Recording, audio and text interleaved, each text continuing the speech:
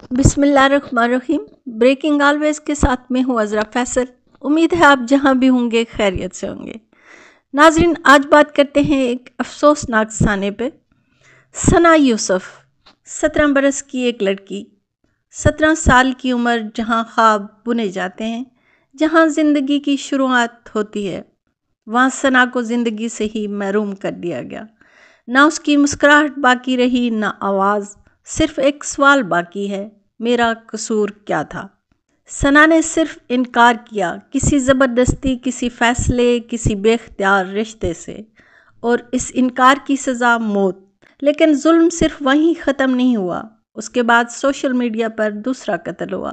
لوگوں نے لکھا، ایسی لڑکیاں اسی کے لائق ہوتی ہیں۔ ناظرین، کیا یہی ہے ہماری غیرت؟ کیا یہی ہے ہمارا انصاف؟ یہ صرف ایک قتل نہیں تھا، یہ ہمارے معاشرے کی بے حسی کا ماتم تھا۔ ثنا یوسف کا قتل ایک سماجی المیہ ہے اور اجتماعی ناکامی۔ پاکستانی سوشل میڈیا صارفین کے لیے ثنا یوسف نیا نام نہیں تھا۔ وہ ایک باہمت، پرجوش اور باصلاحیت ٹک ٹاکر تھیں، جنہوں نے اپنے انداز بات چیت اور ویڈیوز سے لاکھوں لوگوں کے دل جیتے۔ لیکن افسوس کہ ان کی سالگرہ کا دن ان کے لیے زندگی کا اختتام لے کر آیا، اور ان کے گھر میں ہی ان کو بے دردی سے گولیاں مار کر قتل کر دیا گیا۔ ایک بے رحم اور ظالمانہ انجام۔ ان کا قتل صرف ایک فرد کی جان لینے کا واقعہ نہیں، بلکہ یہ ہمارے معاشرے کی زوال پذیر اقتدار، پدرشاہی رویوں اور عدم برداشت کا عکاس ہے۔ پاکستان میں خواتین کے لیے سوشل میڈیا پر فعال ہونا ایک بہت بڑا چیلنج ہے۔ جب کوئی عورت اپنے خیالات، شخصیت یا فن کا مظاہرہ کرتی ہے تو اسے اکثر تنقید، ہراسانی اور حتیٰ کہ دھمکیوں کا سامنا کرنا پڑتا ہے۔ ثنا یوسف جیسی خواتین جنہوں نے اپنی شناخت خود بنائی، وہ نہ صرف حسد کا شکار بنتی ہیں، بلکہ اکثر ایسے مردوں کی ضد کا شکار ہو جاتی ہیں جو عورت کو انکار کرنے پر معاف نہیں کرتے۔ ثنا یوسف کے قتل کی خبریں آنے کے بعد سوشل میڈیا پر لوگوں نے دو واضح طبقات میں رد عمل دیا۔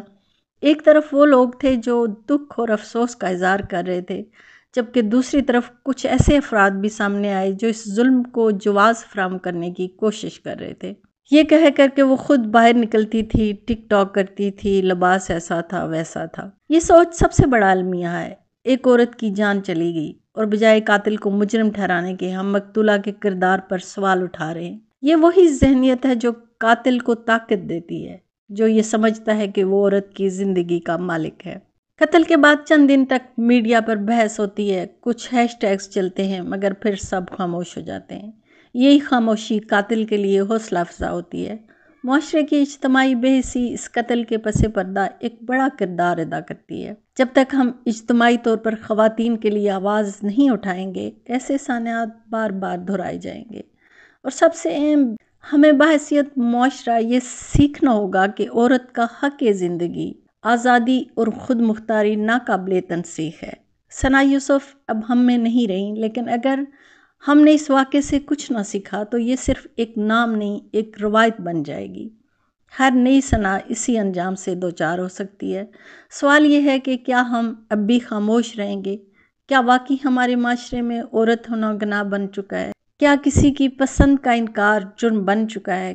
کیا مرد کی انا اور ضد اتنی مقدس ہے کہ اس کے سامنے ایک عورت کی جان، اس کی آزادی، اس کا حق انکار سب بے معنی ہو جائیں؟ ثنا یوسف آج ہم میں نہیں رہیں، لیکن وہ سوال چھوڑ گئی ہیں: کس کے ہاتھ پر اپنا لہو تلاش کروں؟ کیا اس قاتل کے ہاتھ پر، یا اس معاشرتی تربیت پر جو لڑکوں کو یہ سکھاتی ہے کہ جو چیز پسند آئے اسے حاصل کرنا تمہارا حق ہے؟ یا ان خاموش اداروں پر جنہوں نے ہزاروں بار خواتین کے تحفظ کے وعدے کیے مگر عمل نہیں کیا؟ یا اس سسٹم پر جو قاتل کے پس منظر کو جواز بناتا ہے مگر مقتولہ کی خاموشی کو جرم؟ یہ لو صرف ثنا یوسف کا نہیں، یہ ہر اس عورت کا ہے جو اپنی آزادی کی قیمت چکا رہی ہے۔ ہم کب اپنی بیٹیوں، بہنوں، ماؤں کے لیے ایک محفوظ فضا بنائیں گے جہاں نہ کہنا جرم نہ ہو، جہاں دوستی سے انکار پر گولی نہیں ملتی، جہاں عورت ہونے کا مطلب صرف عزت نہ ہو بلکہ حق زندگی بھی ہو؟ ثنا چلی گئی مگر اس کی خاموش چیخیں اس معاشرے کے ہر در و دیوار سے سوال کرتی رہیں گی کہ کیا میرا جرم صرف عورت ہونا تھا؟ آواز بنو ثنا کے لیے، آواز بنو ہر بیٹی کے لیے۔ خاموشی ظلم کا ساتھ ہے، اجازت چاہوں گی، ویڈیو پسند آئی ہو تو سبسکرائب ضرور کیجئے گا۔ جہاں رہیں خوش رہیں، اللہ نگہبان، پاکستان زندہ باد۔